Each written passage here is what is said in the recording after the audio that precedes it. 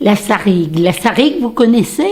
Non, je suis sûre que non. C'est une bête qui n'est pas de chez nous. C'est une bête qu'on trouve en Isère. C'est une grosse bête toute pleine de poils. Elle a 2 poches et elle a 2 bouches. Évidemment, ce qu'elle aime le plus, c'est de manger les enfants. Et puis de préférence, elle les mange par 2 parce qu'elle en met un dans chaque poche et puis elle s'en va dans la forêt. Et après, avec ses 2 bouches, elle les mange tous les 2 à la fois. La petite Marie, ce soir, sa mère lui a demandé de porter à dîner à son père parce qu'elle lui a dit, tu comprends, il est au champ, il va pleuvoir, donc il va en profiter pour travailler tard. Alors, porte-lui son dîner. La mère, elle a fait des crozets avec de la crème, mais elle n'a pas mis de gruyère parce qu'ils n'avaient pas assez de sous pour en acheter.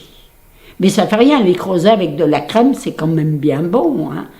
Elle a rempli la gamelle, et puis elle a dit à la petite Marie, fais bien attention. Oh, la petite Marie, elle était fière. C'était la première fois qu'elle avait une mission aussi importante, qu'elle allait aller toute seule aussi loin. Alors elle a pris la gamelle, sa mère lui a dit, fais attention, renverse pas, hein. Et puis elle est partie. Elle est partie sur le chemin. Elle a traversé un bout de forêt. Puis là, sur le chemin, elle a vu une grande ombre devant elle.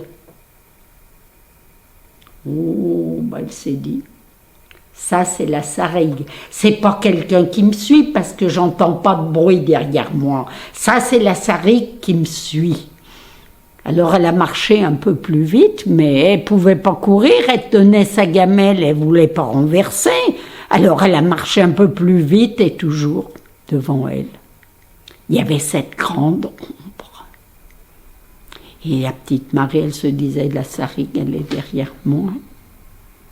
Elle me suit toujours. Alors elle avançait un peu plus vite, mais l'ombre était toujours là. Et la petite Marie, elle disait, la sarigue, elle a faim, elle va me manger. Puis il est venu une idée. Si la sarigue, elle avait faim, alors elle s'est débrouillée pour ouvrir un petit peu le couvercle de la gamelle. Puis elle a pris une petite poignée de creusets, elle les a jetés sur le chemin, là, sur le côté. Elle s'est dit, si la sarigue, elle a faim, elle mangera des creusets.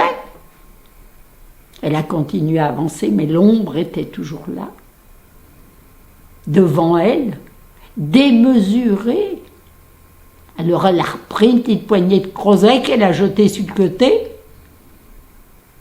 et puis elle a continué d'avancer de plus en plus vite, du plus vite que la portait ses pas. Et puis de temps en temps, elle prenait une poignée de creusets, puis elle jetait sur le côté. Elle est arrivée au champ où travaillait son père. Ah, elle a soupiré. Son père lui a dit, c'est gentil, tu m'apportes mon dîner. Il a ouvert le couvercle. Il n'y avait plus rien dans la gamelle. Alors il lui a dit, Marie, t'as renversé? Ah non, j'ai pas renversé, non, j'ai pas renversé. Mais la sarigue, elle était derrière moi, elle me suivait. Son père lui a dit, la sarigue était derrière toi. Oui, regarde là, derrière moi. Il n'y a personne, donc c'était la sarigue qui me suivait. Son père lui a dit, mais tu l'as vue, la sarigue? Non, j'ai eu peur de me retourner. Mais devant moi, il y avait une ombre, grande. C'était obligé, c'était l'ombre de la sarigue. Son père l'a regardé, puis il lui a dit, mets-toi là. Regarde ton ombre. Et effectivement, l'ombre de la petite Marie au soleil couchant était devant elle démesurée. Il lui a dit, tu vois, T'as eu peur de ton ombre. Alors tu sais pas, tu vas retourner au village et tu vas aller me chercher à dîner. Pas fière. Pas du tout fière, la petite Marie, elle est repartie. Et puis sur le chemin, en repartant, ben, il y avait des creusets. Ils n'avaient même pas de bouse. Ils n'avaient pas de boue non plus. Alors elle les a ramassés, puis elle les a remis dans la gamelle. Et puis à mesure qu'elle avançait, elle trouvait les creusets comme elle les avait jetés. Alors elle les a ramassés. Oh ben, quand elle est arrivée au bout, elle avait dû juste en laisser 3 ou 4, hein, mais elle avait pratiquement tout récupéré. Alors elle a fait demi-tour, et puis elle a apporté le dîner à son père. Oui, il a tout mangé.